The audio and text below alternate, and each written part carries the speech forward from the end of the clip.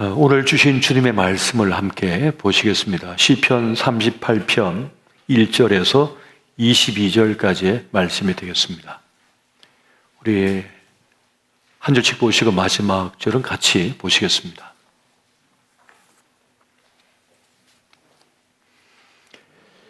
여호와여, 주의 노하심으로 나를 책망하지 마시고 주의 분노하심으로 나를 징계하지 마소서. 주의 하슬이 나를 찌르고 주의 손이 나를 심히 누르시나이다.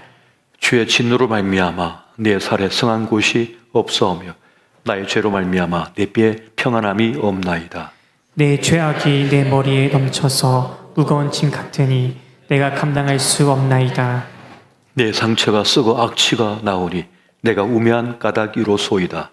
내가 아프고 심히 구부러졌으며 종일토록 슬픔 중에 다니나이다. 내 허리에 열기가 가득하고 내 살에 성한 곳이 없나이다. 내가 피곤하고 심히 상하였음에 마음이 불안하여 신음하나이다. 주여, 나의 모든 소원이 주 앞에 있사오며 나의 탄식이 주 앞에 감추이지 아니하나이다. 내 심장이 뛰고 내 기력이 쇠하여 내 눈의 빛도 나를 떠났나이다. 내가 사랑하는 자와 내 친구들이 내 상처를 멀리하고 내 친척들도 멀리 섰나이다. 내 생명을 찾는 자가 올무를 놓고 나를 해하려는 자가 괴악한 일을 말하여 종일토록 음모를 꾸미오나 나는 못 듣는 자 같이 듣지 아니하고 말 못하는 자 같이 입을 열지 아니하오니 나는 듣지 못하는 자 같아서 내 입에는 반박할 말이 없나이다.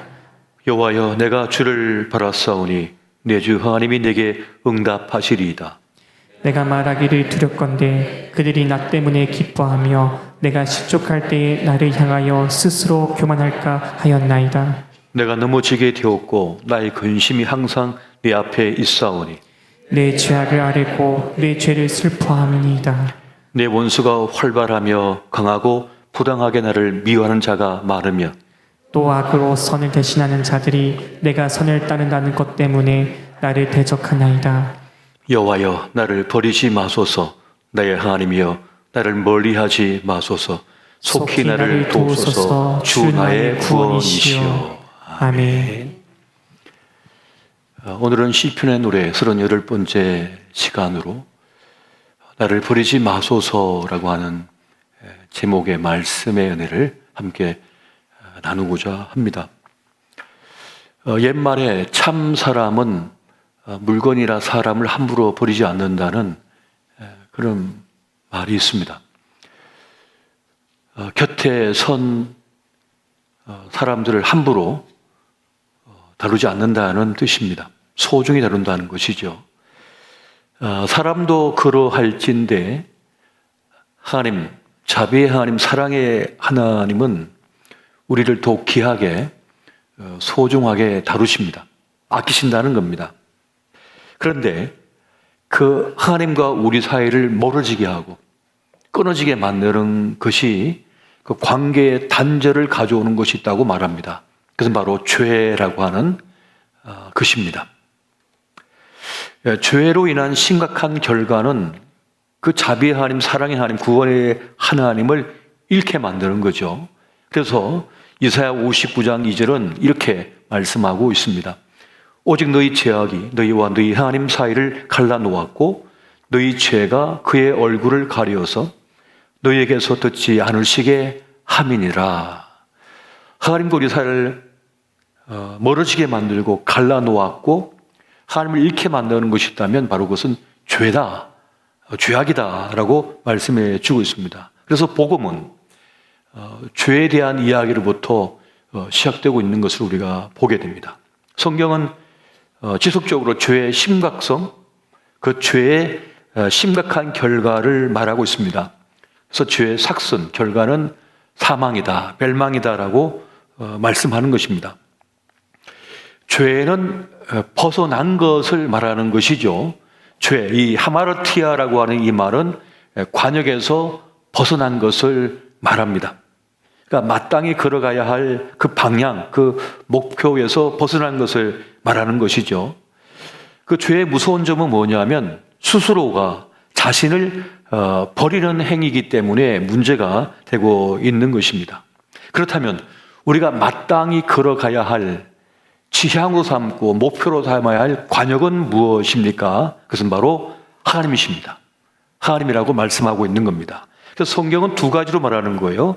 하나는 마음과 목숨과 뜻과 힘을 다하여 하나님을 사랑하는 것이고, 또 하나는 바로 이웃을 자기 몸처럼 사랑하는 것입니다. 이것이 주님께서 우리에게 주신 중요한 두 계명이 되는 것이죠. 10계명을 압축하면 이 두 계명으로 나뉘어지는 겁니다. 딱 두 가지가 되는 것이에요. 이것이 우리가 살아가야 할 하나님의 사람의 마땅한 모습이다라고 말씀하는 것입니다. 이것을 벗어난 것, 그것이 바로 죄가 된다고 말씀하는 것입니다. 진리 대신 하나님이라고 하는 그 관역을 벗어난 인생들은 결론적으로 보면 다 자기 중심성을 가지고 세상을 살아가는 모습을 가졌다는 것입니다. 미국의 만화가인 슐츠가 있어요.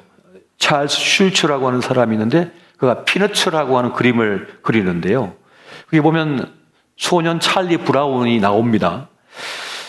그가 담벼락을 향해서 활을 쏩니다. 화살을 쏘면 이것이 날아가서 그 벽에 딱 꽂혀요. 그럼 쫓아가가지고 그립니다. 동그랗게. 관역을 그리는 거예요. 화살을 먼저 쏜 다음에 거기다 관역을 그리는 거죠. 그러면 늘 백발백중인 거예요. 이거 뭘 뜻하는 겁니까? 내가 옳다는 거예요. 내가 말하는 건, 내가 결정하는 건 다 옳다는 거예요. 거기다 관역을 그리니까요. 틀리는 법이 하나도 없습니다. 실수하는 법이 전혀 없습니다. 이것이 바로 인간의 죄다라고 말씀하는 거예요. 어떤 행동하고 어떤 말을 하고 어떤 일을 저질러도 난 옳아, 내가 진리니까, 이것이 바로 죄라고 하는 것입니다. 죄는 사실 다루기 매우 어려운 문제가 되고 있습니다. 죄라고 하는 말을 하면 알레르기 반응을 보이는 그런 이들이 참 많습니다. 내가 신호등 하나 어기는 것도 마음이 편치 않고, 이 주차 딱지 하나 받는 것도 그렇게 마음이 불편한데, 그런 사람인데, 난 법 없어도 살 사람인데 자꾸 나에게 죄인이라고 하는 것을 현대인들은 불편해 여깁니다. 내가 누굴 해코지 한 것도 없고 무슨 사기를 친 적도 없고 누굴 해친 적도 없는데 자꾸 죄인이라고 그러냐고. 소위 착하게 사는 사람들이 그렇게 알레르기 반응을 보이는 것입니다. 상당한 불쾌감을 표하는 거죠. 그런데 인생을 살다 보면 인간은 어쩔 수 없는 죄인이라고 하는 것을 깨닫게 됩니다. 지금 일어나고 있는 수많은 사건들을 보십시오. 어제 그저께에서 음주운전 차량이 말이죠. 그 전기 자전거를 타고 가고 있는 사람을 그냥 한순간에 그렇게 치고 가버린 바람에 사망했어요. 그런데 그런 일이 한 주간에도 수십 건씩 일어납니다. 너무 끔찍한 일이죠. 자신은 실수라고 말하고, 난 정신없어 모르겠다고 말하고, 난 기억이 안 난다고 그러는데, 그런데 그 기억 조금 안 나는 것 때문에 한 사람의 인생이 끝나버렸잖아요. 누군가는 자식을 잃어버렸고, 남편을 잃어버렸고, 부모를 잃어버렸습니다. 한순간이라는 일이에요. 그렇게 인간의 이 죄는 끔찍한 결과를 가져옵니다. 그 술 한잔하는 것이 무슨 죄가 된다고 그러십니까? 라고 말할 수 있겠죠. 그 결과가 말하는 것입니다. 그 선택의 결과가 말하는 것이죠. 그걸 가지고 말해야 되는 것입니다. 오늘 시편 기자인 다윗은 이 죄에 대한 심각성, 죄의 현실을 알고 있습니다. 그리고 오직 구원은 주님께 있다라고 한 고백을 오늘 이 시편 38편에서 하고 있습니다. 다윗이 깨달은 죄에 대한 교훈 세 가지가 있습니다. 첫 번째는 자신의 죄를 스스로 감당할 수 없다는 겁니다. 3절에 보니까 크게 말을 해요. 내 뼈에 평안함이 없나이다. 뼛속같이 아프다는 거죠. 뼛속같이 아프다는 거예요. 이 주의 현실이 말이죠. 또 5절에 보니까 내 상처가 썩어서 악취가 난다. 그렇게 말을 하고 있습니다. 이 상처가 아물지 않고 계속해서 썩어 들어간다는 거예요. 치명적으로 내 인생을 망가뜨리고 있다는 거죠. 6절에 보니까 내가 아프고 심히 구부러졌으며 종일토록 슬픔 중에 다닙니다. 라고 말합니다. 너무 고통스러워서 허리를 펴지도 못한 채 어떻게 합니까? 슬픔 속에 빠져 있다는 거예요. 이 죄의 심각성이라는 것입니다. 그 죄를 내가 스스로 감당할 수 없다는 말씀을 지금 하고 있는 겁니다. 내가 저질렀는데 내가 감당을 못하는 거예요. 내가 어떻게 컨트롤할 수가 없다는 것을 말씀하고 있습니다. 다윗은 지금 자신이 하나님의 진노 앞에 서 있기 때문이라고 지금 고백하고 있습니다. 자기 죄를 사람들이 잊어먹을 수 있어요. 시간이 지나면. 내 죄를 사람들이 잊어먹을 수 있다고요. 그리고 그냥 묻혀버릴 수 있어요. 어떤 큰 사건으로 인해서. 그런데 하나님께서 잊지 않으신다는, 하나님께서 기억하신다는 거예요. 그 죄에서 묻고 계시다는 거죠. 그리고 내 양심이 나를 찔러버려요. 내 양심이 나를 찔러서 내가 쉴 수가 없는 거예요. 학자들은 오늘 이 시편은 다윗이 밧세바의 사건 이후에 지은 죄 때문에 고통당하면서 참회한 시라고 말을 하고 있습니다. 다윗은 교묘하게 자신의 죄를 숨기려고 온갖 수를 다 썼습니다. 자신의 권력과 힘, 명성을 통해서 말이죠. 하지만 하나님을 속일 수 없었고 자기 양심을 속일 수가 없었습니다. 고통 속에 있었던 거예요. 하나님께서는 그런 고통 속에 있는 다윗에게 나단 선지자를 보내십니다. 그래서 꾸짖어 버렸습니다. 꾸짖습니다. 죄를. 왜 그럴까요? 다윗을 사랑하셔서, 다윗을 아끼셔서 은혜를 베푸신 거예요. 꾸짖는 것도 은혜입니다. 그 죄로 인하여 멸망당하지 않도록, 그 죄가 누적되면 운명되잖아요. 그가 맞는 그림자가 운명이 되잖아요. 다윗을 살리기 위해서 하나님께 은혜를 베푸신 거예요. 그 죄를 꾸짖어 주시는 거예요. 숨겼는데 자신을 고통스럽게 만들고 자기를 숨막히게 하면 죽이고 있던 그 죄에 대하여 꾸짖어서 드러내게 하셔서 그걸 해결하고자 하셨던 겁니다. 이것이 하나님의 은혜였다는 거예요. 다윗은 스스로 자신의 죄를 감당할 수 없다고 말을 하고 있습니다. 오늘 시편 38편 4절 말씀 같이 볼까요? 시작. 내 죄악이 내 머리에 넘쳐서 무거운 짐 같으니 내가 감당할 수 없나이다. 그의 머리를 부서지도록 깨지도록 고통스럽게 만들었다는 거예요. 벗어날 수가 없으니까. 두렵고 누가 알까 싶어서, 들통날까 싶어서, 그 중압감 때문에 견딜 수가 없는 거예요. 그 죄의 짐이 그를 고통스럽고 무겁게 만들어버렸습니다. 아프게 만들었던 것이에요.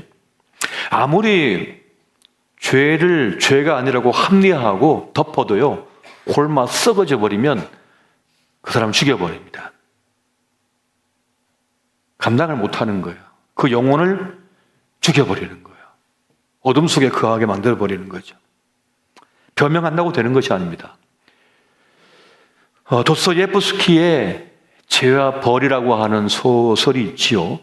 법학도인 라스콜리코프가 있습니다. 그는 정의심에 불이 타가지고 고리 대금업자인 전당포를 운영하는 노파 알료나를 살해해버립니다.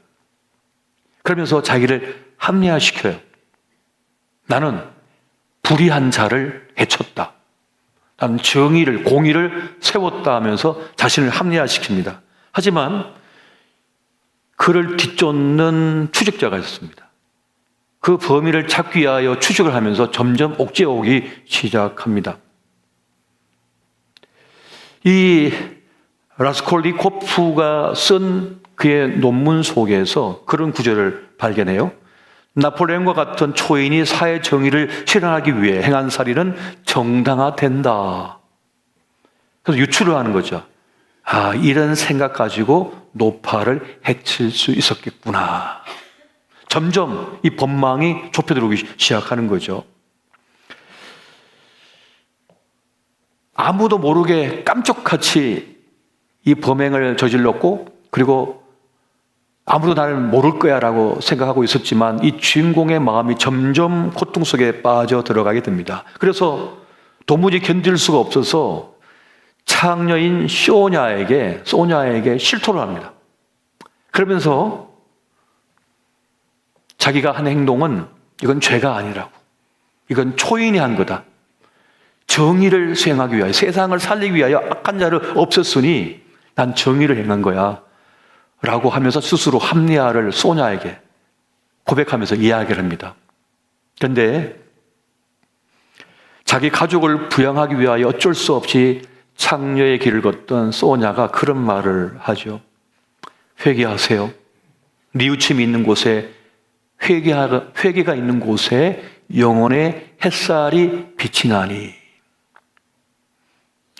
그 말을 들으면서 주인공은 고통 속에서 내가 사람을 해쳤다고 외치기 시작합니다.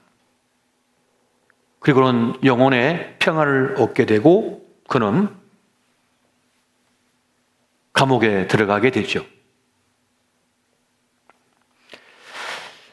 이 이야기에서 도스토예프스키는 죄를 감추는 자는 영혼의 죽음을 맞이한다는 것을 말하고 있습니다. 그러므로 회개하고 형벌 받는 것이 도리어 그 영혼이 자유를 얻게 된다는 그런 성경적인 가르침을 지금 말하고 있는 것입니다. 여러분, 작은 불이 큰 숲을 태운다는 말이 있잖아요.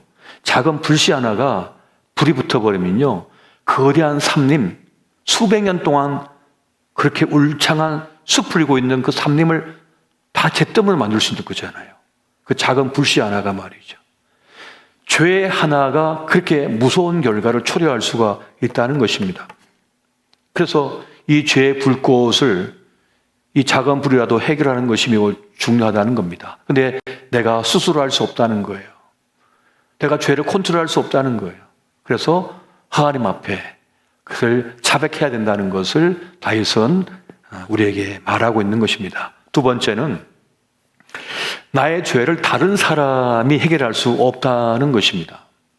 다윗은 자신의 무거운 이 죄의 짐 앞에서 누구에게도 이것을 해결받을 수 없었고 의지할 수 없다는 것을 고백하고 있습니다.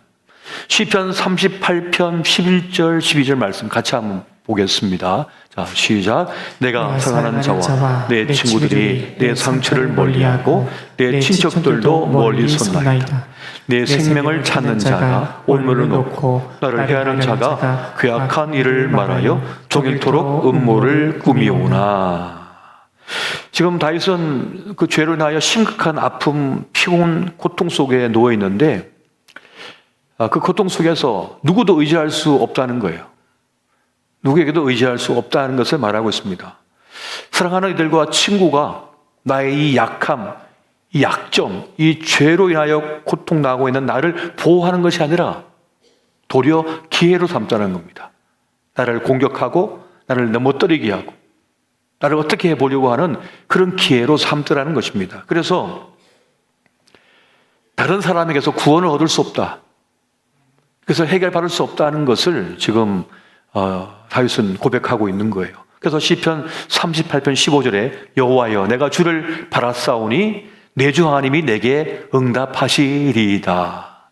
그러니까 주님만이 나를 해결할 수 있다는 겁니다. 그래서 주님만 바란다는 그런 고백을 하고 있다는 것입니다.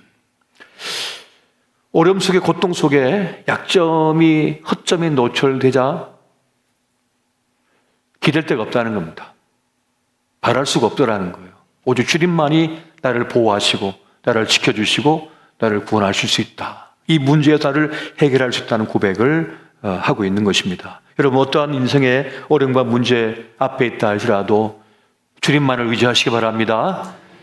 주님만을 바라보시고 주님만을 기대하셔야 되는 것입니다. 세 번째는 자기의 죄를 참회하는 자에게 구원이 있다, 참다운 구원이 있다고 지금 다윗은 고백하고 있습니다. 지금 다윗은 이 죄로 인하여 넘어졌고 질병에 들고 말았습니다. 그것이 자신을 고통스럽게 하고 아프게 한다고 지금 고백하고 있어요. 그리고 그것 때문에 자기 죄를 슬퍼하는 그러한 자리까지 나아가게 됐습니다. 38편 17과 18절 말씀 보니까 이렇습니다. 내가 넘어지게 되었고 나의 근심이 항상 내 앞에 있사오니 내 죄악을 아뢰고 내 죄를 슬퍼함이니이다. 우리가 죄를 해결받고 사는 길은 하나밖에 없습니다. 하나님께 내 죄를 자백하고 참회하며 나아가는 것입니다. 그리고 그 죄를 뉘우치고 슬퍼하는 거예요.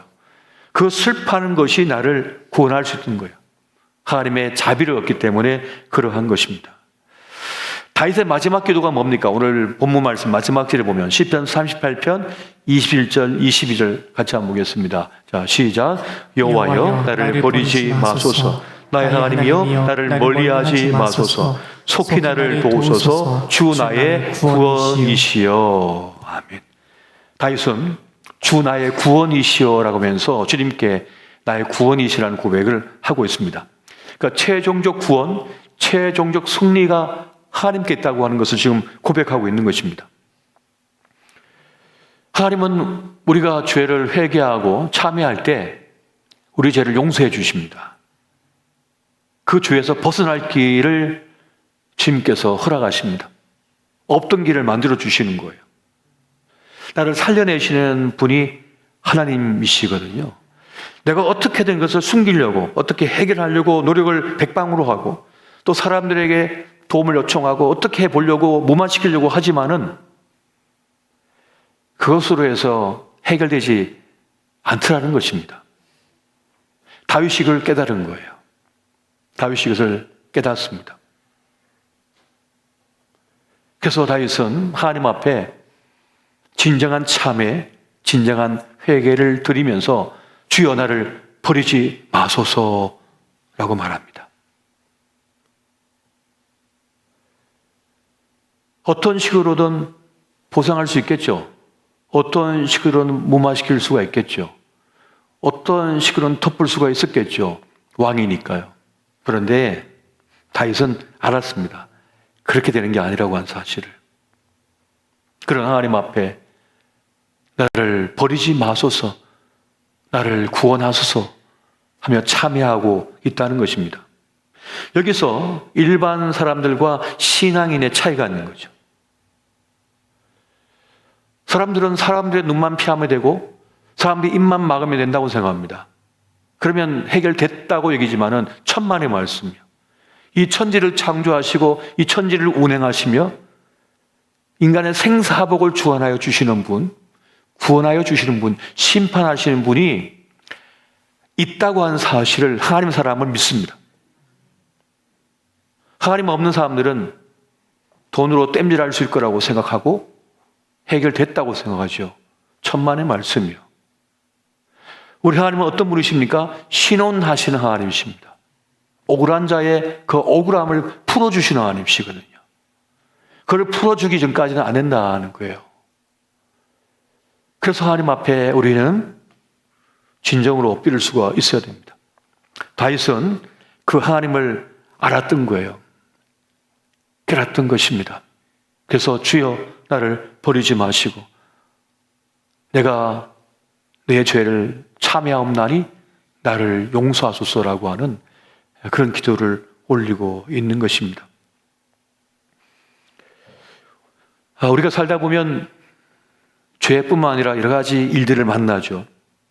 어떤 사건을 만나고 어떤 문제를 만나고 어떤 상처를 만나고 어떤 답답한 환경 속에 던져지게 되고 도무지 헤어나올 수 없는 깊은 웅덩이에 빠질 때가 있습니다. 내가 백방을 노력해 보아도 나를 살려낼 그 구멍이 없는 거예요. 올라갈 길이 없는 겁니다. 헤쳐나갈 길이 없는 거예요. 근데 대부분의 사람들은, 하나님 없는 사람들은 그 인생들은 여기서 끝나버립니다. 하지만 아무것도 보이지 않고 어떤 가능성도 없지만은 거기서 길을 찾는 이들이 있습니다. 바로 하나님의 사람들인 것입니다.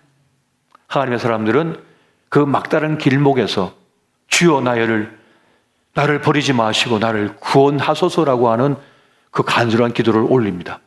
그리고 하나님께서는 그 기도를 들으시고 그를 찾아가셔서 도무지 용서받을 게 없는 그 인생이라 할지라도 그의 참의 기도를 들으시고 그의 죄악을 용서하시며 그를 건져내신다는 사실입니다. 할렐루야. 그래서 여러분, 나를 버리지 마소서라고 하는 이 기도는 막다른 길목에 선 자의 기도인 것입니다. 막다른 골목에 선 자의 간절한 외침인 거예요. 주여 나를 버리지 마십시오. 주님, 이 병으로 내가 끝나지 않게 해주십시오. 주님, 이 문제로 내가 끝나지 않게 해주십시오. 이 상처 입은 내 영혼이 이것으로 인하여 부서지지 않게 해요 주옵소서. 나를 버려지지 않게 달라는 간절한 기도를 하고 있는 것입니다. 여러분, 죄를 이기고 온전한 삶을 살아가는 길은 어디에 있을까요? 죄를 이기는 길은 하나님께 사로잡힌 영혼이 되는 것에 있습니다.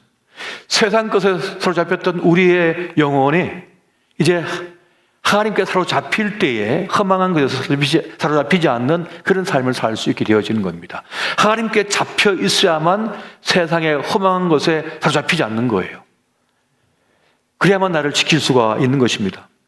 날마다 우리는 성령의 충만함으로 채워야 되고 그 성령의 충만함으로 채워지는 길은 어디 있느냐 하면 바로 말씀과 기도입니다. 말씀과 기도가 있는 사람은 성령 충만함을 유지할 수 있어요. 날마다.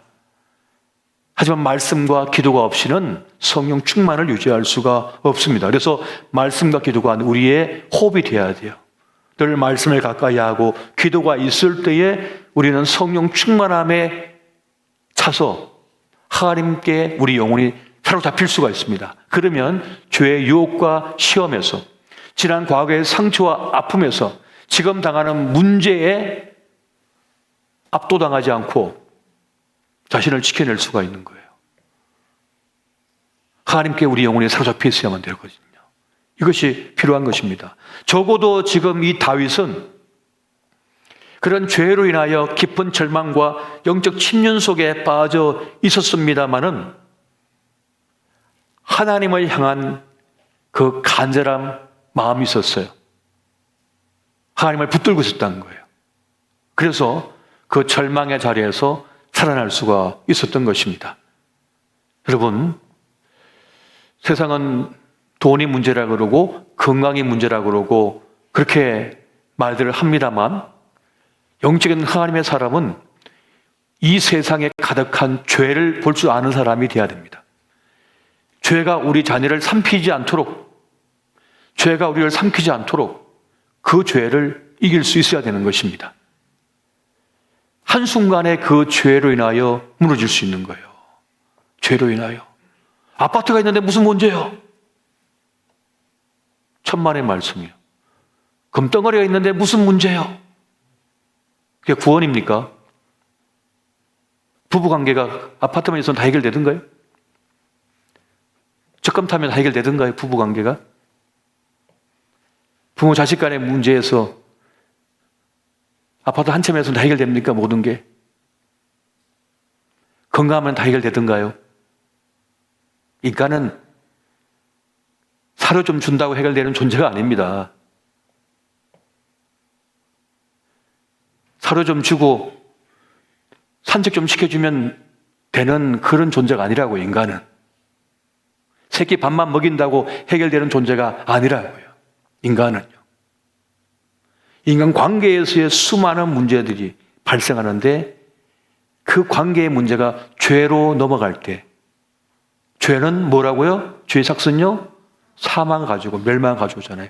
관계의 멸망을 가져온다니까요. 인생의 가장 큰 상처는 어디서 오는 겁니까? 관계에서 오는 거잖아요. 관계에서 오는 거예요, 모두가. 그 관계가 죄의 관계로 넘어갈 때 문제가 되는 거예요.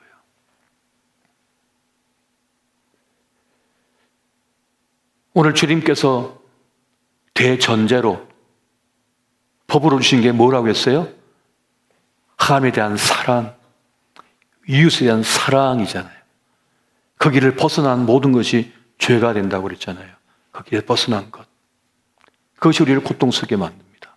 여러분, 살다 보면 경제가 좋으면 일이 잘 풀리고 사업자 직장도 잘 되고 할 때가 있죠. 그러나 어떤 때는 경제가 어렵고 힘들면 여러 가지 면에서 힘들어질 때가 있잖아요. 그런 때 우리는 그 절박함, 아픔, 힘겨움 때문에 그만 가장 소중한 사람에게, 가장 가까운 사람에게 잘못된 언행을 함으로 인해서 상처를 입히고 그것이 죄의 관계, 그 죄의 단계까지 넘어갈 수가 있잖아요. 그런 단계로 넘어가지 않도록 하는 것이 중요하다는 거예요. 힘들수록 더 아끼고 위하고 기도해주고 보살펴줘야 되는 것입니다. 다윗은 가장 잘 나갈 때, 가장 형통할 때 죄의 문제에 빠져버렸죠. 죄악의 일로 들어가 버렸어요. 그래서 한순간에 멸망당할 위기에 처해 있었잖아요. 하나님께서 그를 아끼셔서 나단 선지자를 보내주셨잖아요. 사랑하시니까 죄를 꾸짖었잖아요. 그걸 깨달은 다윗은 알게 됐습니다. 아, 내가 여기서 끝날 수 있겠구나. 나는 천만의 군대가 있다. 나는 이 수많은 백성들이 추앙하는 왕이다. 내 이 다윗성은 견고한 성이다. 그러나 하나님 앞에서 그 죄로 인하여 한순간에 자신의 인생이 끝날 수 있다고 하는 사실을 다윗은 알았던 겁니다. 보았던 겁니다. 아무도 모르는데 요압만 알고 있는데 천만의 말씀이요. 다윗은 알았던 겁니다. 하나님께서 보고 계시다는 사실을 나단 선지자를 통하여 깨달아 버린 거예요. 그래서 그는 주님 앞에 엎드렸던 것이고, 주님이 저를 버리시면 이 수많은 사람이 나를 지지하고 왕궁에 보물이 가득하고 천만의 군대가 있고 견고한 성이 있어도 아무 소용없다는 사실을 다윗은 알았던 거예요. 그래서 주여 나를 버리지 마소서라고 외쳤던 것입니다. 사는 길이 어렵다고 하는 사실을 알았던 것이죠. 다윗은 알았던 겁니다. 그러나 이 세상 수많은 사람들은 그걸 모르고 있어요. 아파트만 있으면 돼. 건강만 하면 돼. 내가 얼마나 가진 게 많다고 천만의 말씀이요.